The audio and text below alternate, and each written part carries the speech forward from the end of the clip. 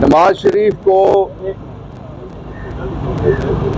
पहले हजारा के अवाम ने 25,000 वोटों से शिकस्त दी है, जो पाकिस्तान में इससे पहले किसी वजीर आज़म को इतने वोटों से साबिक वजीर आज़म को शिकस्त नहीं हुई। इस शर्मनाक शिकस्त के बाद नवाज शरीफ ने कोशिश की कि लक्ष्मी में एक प्रेस के जरिए से नए वोट अपने छापे जिनमें बैलेट पेपर के ऊपर वो जीते हुए हों, और शहजादा गुस्तासिफ जो मेरा क्लाइंट है वो हारा हुआ दिखाई दे। वो हमने यहाँ कई समातें हुई, आपको मालूम है, और आज इलेक्शन कमीशन ने ये फैसला किया है कि नवाज शरीफ की ये दरख्वास्त कि NA-15 मानसेरा में दोबारा इलेक्शन कराया जाए वो मुस्तरद कर दी गई। मैं नवाज शरीफ से कहना चाहता हूँ कि आप जाली करेक्टर भी रहे हैं, आप फर्जी स्पोर्ट्समैन भी रहे हैं, बड़ी कहानियाँ हैं इसकी लाहौर में। मैं आपको आज से सही स्पोर्ट्समैन मानूंगा। अपनी शिकस्त को आप तस्लीम कर लें। आपको मैदान में शिकस्त हुई, आपको कमीशन में शिकस्त हुई, जहां भी जाएंगे आपको शिकस्त होगी। दूसरा ये है कि फौरी तौर पे हुकूमत इस बात पे जोर लगाना बंद करे कि इजलास बुलाओ, इस बात पे जोर लगाया जाए और इलेक्शन कमीशन फौरी तौर पे जो हमारी जीती हुई नशिस्तें हैं उनके तनासब से सारी असेंबलियों में हमें जो ख़वातीन की नशिस्तें भी दे और जो माइनॉरिटी की नशिस्तें हमारी वो भी दे। और जब तक असेंबलियां मुकम्मल नहीं होती, ये आइन में लिखा हुआ है, तब तक इजलास नहीं बुलाया जा सकता। पंजाब असेंबली की तकमील से पहले जो इजलास हुआ गैर आइनी था, और मरियम नवाज की वजारत आला का जो ड्रामा था वो भी गैर आइनी था। इस ड्रामे का हशर वही होगा जो पहले हमजा शहबाज के वजीर आला बनने के ड्रामे का हशर हुआ था। इसलिए इनको शिकस्त तस्लीम करनी चाहिए आले शरीफ को। वो हमने शिकस्त नहीं दी, वो पाकिस्तान के लोगों ने शिकस्त दी है। इसलिए कि पाकिस्तान जब बन रहा था, मैं क्यों कहता हूं कि जो लोगों का मैंडेट है उसका एहतराम किया जाए। मैं इसलिए कहता हूं कि पाकिस्तान जब बन रहा था तो सूबा सिंध की असेंबली ने कहा था हम पाकिस्तान में शामिल हो रहे हैं, किसी ने फतह नहीं किया सिंध। जब पाकिस्तान बन रहा था तो सूबा बलूचिस्तान के जिरगे ने इस्तेस्वाब करके कहा था कि हम पाकिस्तान में शामिल हो रहे हैं, किसी ने फतह नहीं किया था सूबा बलूचिस्तान।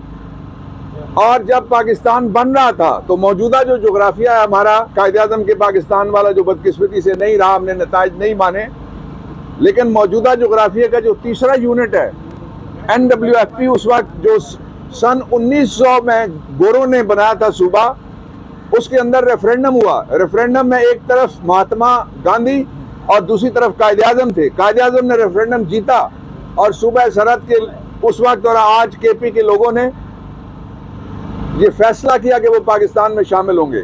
जो सर रेडक्लिफ ने ड्यूरिंग लाइन बनाई थी उसमें सिर्फ चढ़दा पंजाब, ये हमारे वाला पंजाब जो है, ये पाकिस्तान में शामिल हुआ था। इसलिए कि इस पाकिस्तान के क़याम में लोगों की राय शामिल थी। 3 मैंने आपको बता दिए पाकिस्तान के यूनिट, और खून की नदियां बह गई थी पंजाब के अंदर। ये चौथा था, लोगों ने वहां भी एक तरह से रेफरेंडम ही किया था। इसलिए जो इस्तेस्वाब और इंतखाब हुआ है, अब उस इंतखाब को तस्लीम किया जाए और ये जोर मत लगाया जाए कि कोई जाली हुकूमत पाकिस्तान के लोगों के ऊपर मुसल्लत की जा सकती है। जाली हुकूमत नहीं चलेगी, पाकिस्तान के लोग जाली हुकूमत नहीं चलने देंगे।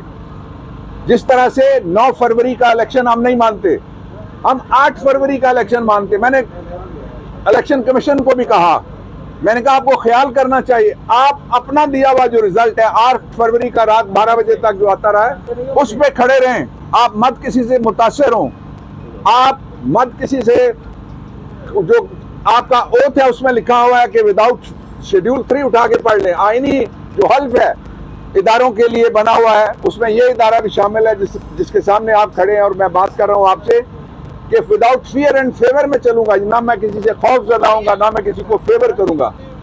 तो ये एक अच्छा फैसला है कि नवाज शरीफ को दूसरी शिकस्त आज हुई है। नवाज शरीफ बहुत जल्द एक नई मुहिम चलाने वाले हैं, और वो नई मुहिम जिस तरह से PDM 2 का सीजन 2 चलने वाला है, मुझे क्यों बुलाया, मुझे क्यों निकाला, ये दूसरा भी चलने वाला है। आप बहुत जल्दी उनको देखेंगे, वो सब्र नहीं कर सकेंगे, इसलिए कि बरादरान यूसुफ वाला सलूक शहबाज ने उनके साथ किया है। जो असल इशू है पाकिस्तान के, वो 3 है सिर्फ। जो महंगाई जहां पे पहुंचा दी गई है इस गवर्नमेंट के आते आते, बिजली में कल 60 अरब का और बोझ आप पे डाला गया, मुझ पे डाला गया। क्या कसूर है हमारा? जो बिजली कंपनियां हैं, और इनकी अपनी एक बिजली कंपनी है जो इसके प्यारे की कंपनी है आले शरीफ की, उसने 2 साल से खबरें ये चल रही हैं 1 यूनिट बिजली पैदा नहीं की, लेकिन उसको 60 अरब रुपए सालाना हमें देना पड़ेंगे। ये वो बिजली कंपनियां जो आप लाए थे, जिसके जरिए से आपने हमें गुलाम बना दिया है। इसलिए इस गुलामी से निजात, जो माशी गुलामी है, के लिए जरूरी है कि हमें जो सियासी आज़ादी है वो मिले। सियासी आज़ादी हम किसी से मांग नहीं रहे, कौम का फैसला है। सारे ऊपर नीचे रख के उन्होंने सबको मुस्तरद कर दिया और उसको इलेक्ट किया है जो कैदी नंबर 804 है। उसके उम्मीदवार कोई जानता ही नहीं था कौन है। उसके उम्मीदवारों ने ना जलसा किया, ना जुलूस किया, ना रैली की, ना लोगों के पास जा सके, ना किसी को चाय पिलाई। कंपेन करने वाला भी वही है, इलेक्शन लड़ने वाला भी वही था। हमारा इंतखाबी निशान भी इमरान है और इलेक्शन जीतने वाला भी शेर दिल कैदी नंबर 804 है। उसकी मैं फौरी रिहाई का मुतालबा करता हूं। और मैं अपने जो इलेक्टेड लोग आए हैं चारों सूबों के अंदर और मरकज में, मैं उनको कहना चाहता हूं कि हमारी तरजीह नंबर 1 है इमरान खान की रिहाई। हमारी तरजीह नंबर 2 है जो चोरी और डाके से जो मैंडेट थेफ्ट हुई है उसमें से अपनी सीटों की वापसी। और हमारी सबसे बड़ी तरजीह ये है कि पाकिस्तान के लोगों को ये जो महंगाई का जिन उन्होंने फिर आने से पहले ही बेकाबू कर दिया है, जब भी आएगा आले शरीफ तो उनकी जायदादों में तो इजाफा हो सकता है, लेकिन पाकिस्तान के लोगों के लिए कोई रियायत किसी जगह से और कोई आसानी किसी जगह से पैदा नहीं हो सकती। 2 बातें और बड़ी इंपॉर्टेंट हैं, वो ये है कि अगर हमारी सीटें कौमी असेंबली में और सूबाई असेंबलियों में हमें दिए बगैर, असेंबली मुकम्मल किए बगैर कोई इलेक्शन कराया गया, तो वो इलेक्शन आप याद रखिएगा, मैं बता रहा हूं, चैलेंज हो जाना है। अवाम की अदालत में सबसे बड़ा चैलेंज है। और आज तक कल किसी ने मुझे किसी जगह पूछा, सहाफ़ी ने, उन्होंने कहा कि वो अवामी इनकलाब आ गया है, लेकिन उसके नतायज, मैंने कहा जब भी अवामी इनकलाब के नतायज पे डाका मारा जाता है तो बहुत गड़बड़ होती है। मैं बात अगली कहना नहीं चाहता, लेकिन मैं ये जरूर कहना चाहता हूं कि जो पाकिस्तान के लोगों का अगर मैंडेट ना माना गया तो उसके बाद का इनकलाब है वो फिर सारे उससे डरेंगे, इसलिए कि वो किसी के काबू में नहीं रहेगा। बदअमनी और अमन के दरमियान जो दीवारें चीन है, बदअमनी को अमन खराब करने की तरफ नहीं आने दे रही, उसका नाम भी कैदी नंबर 804 है, उसका नाम पाकिस्तान तहरीक इंसाफ। और उसका वो हम हैं जिन्होंने लोगों को ये बात बताई है और लोगों को समझा रहे हैं आज भी कि we believe in constitutional democracy in the country. हम आईनी जमहूरियत पे यकीन रखते हैं और आईनी जमहूरियत में डंडा और रोड़ा इस्तेमाल नहीं हो सकता। उसमें जो बैलेट की फतह है उसको बुलेट की फतह में तब्दील नहीं किया जा सकता। इसलिए ये खतरनाक खेल होगा फेडरेशन के साथ, और ये खतरनाक खेल होगा जिसमें से माइनस किया जा रहा है माइनॉरिटीज को। अभी मुझे बाहर माइनॉरिटीज के भी कुछ लोग मिले हैं, वो इस बात पे बड़े परेशान हैं कि हम किसके साथ राब्ता करेंगे, क्यों हमें माइनॉरिटी की सीटों से महरूम किया जा रहा है। मैं मुतालबा करता हूँ पाकिस्तान तहरीक इंसाफ की तरफ से कि हाउसेज मुकम्मल किए जाएं और उसके बाद जो ड्रामा आपने रचाना है उस ड्रामे में भी आपको नाकामी होगी।